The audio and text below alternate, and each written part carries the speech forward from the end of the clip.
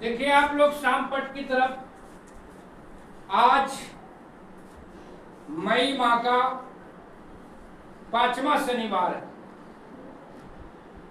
तो मुख्यमंत्री विद्यालय सुरक्षा कार्यक्रम के तहत प्रत्येक शनिवार को हमें कुछ न कुछ विषय पे चर्चा करना होता है, मॉक ड्रिल करना होता।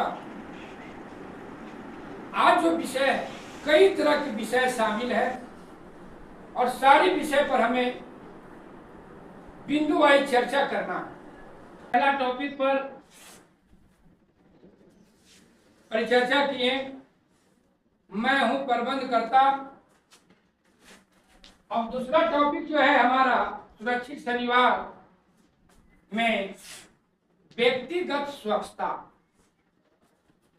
माहवारी स्वच्छता, घर एवं परिवेश की स्वच्छता, पानी की स्वच्छता, हाथ धोने का सही तरीका, शौचालय की स्वच्छता और रसोई घर की स्वच्छता। देखिए, हम बारी बारी से व्यक्तिगत स्वच्छता है कि आप प्रत्येक दिन जो दैनिक क्रियाएं हैं, सुबह उठना है, शौचालय जाना है, बढ़िया से हाथ साफ करना है, स्नान करना है, कपड़ा साफ पहन के विद्यालय आना है। प्रत्येक दिन आपको दैनिक दिनचर्या में आपको एक विद्यार्थी के नाते क्या है अपनाना चाहिए। बिना नहाए हुए नहीं आई, समय समय पर नाखून काटिए, कपड़ा को साफ करिए। ये सारी क्या हुआ, व्यक्तिगत स्वच्छता। और दूसरा है माहवारी स्वच्छता। ये खास करके बालिकाओं से जुड़ा हुआ है। आप लोगों को बालिकाओं को इसके लिए राशि भी सरकार देते हैं, सैनिटरी पैड के लिए।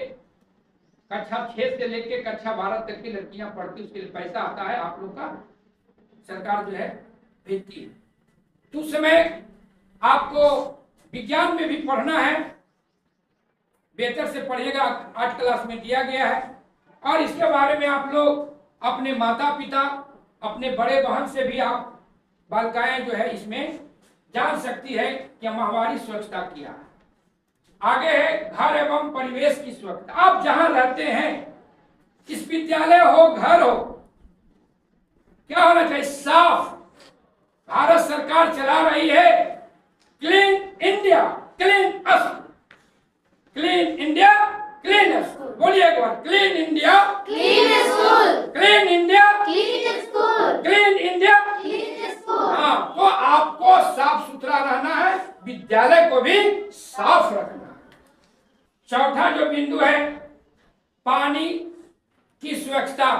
तो आप लोग सब पढ़ते हैं, बताने का कुछ जरूरत नहीं है, लेकिन फिर भी सुरक्षित शनिवार में बैकलेस क्लास में हमारा विषय है और सरकार का निर्देश है कि चर्चा करना है, शिक्षा विभाग का निर्देश है, तो हमें फिर से चर्चा करना है। जल ही जीवन है, जल ही जीवन है, जल बिना सब शून्य, जल बिना सब शून्य। और इसी पर था ना कि जल के एक एक बूंद को बचाना है, और जल को बचाने के साथ साथ उस जल को कैसे शुद्ध रखते हैं, इस पर भी हमें ध्यान देना है।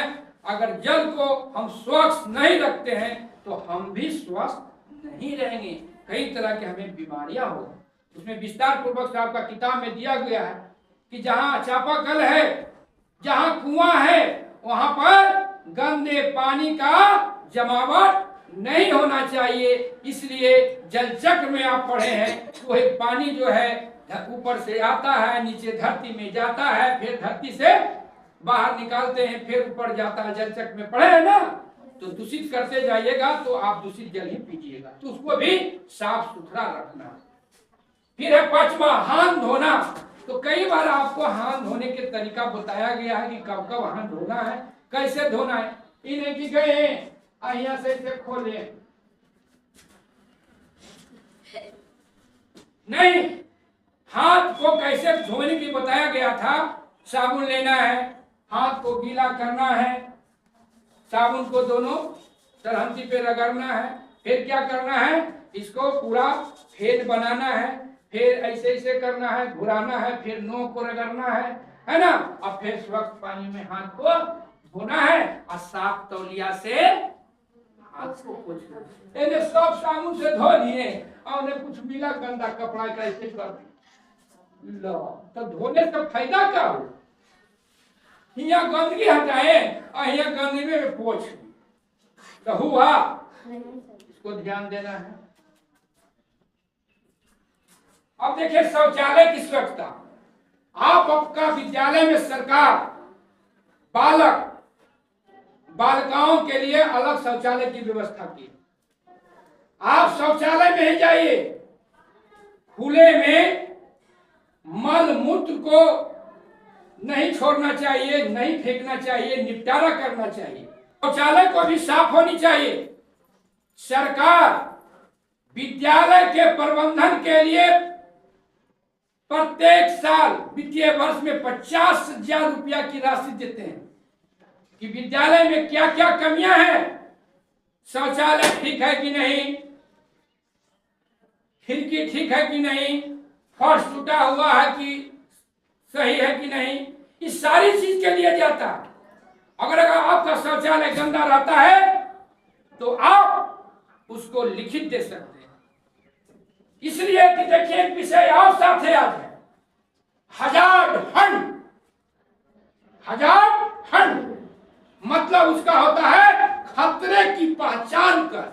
और आज बाल संसद जो बाल प्रेरक है, आज क्या करना है, आपका विद्यालय से बाहर अगर किसी तरह की खतरा है, किसी तरह की असुरक्षा है, पैखाना की बात हो, रसोईया की बात हो, उबर कच्छ की बात हो, चाहे बाहर आप विद्यालय से घर जा रहे हैं, घर से विद्यालय आ रहे हैं, तो हजार हंड के माध्यम से आपको ये सारी जो है खतरे को पहचान करके आप लोकल शिक्षक के साथ बैठ के सूची बनाना है और संबंधित विभाग तक उसको पहुंचाना है कि मेरे विद्यालय का छत सही नहीं है, चूता है बरसात में, लिखना है।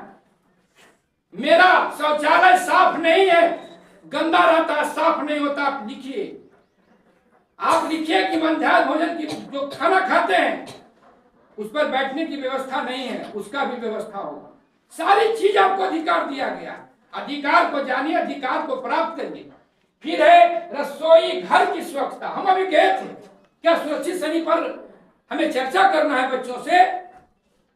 हमने रसोई घर का मुआयना किए और रसोईया से हमने कहे कि सब साफ सुथरा रखिएगा। था कहाँ सर साफ है, बात था, और सही में साफ भी था।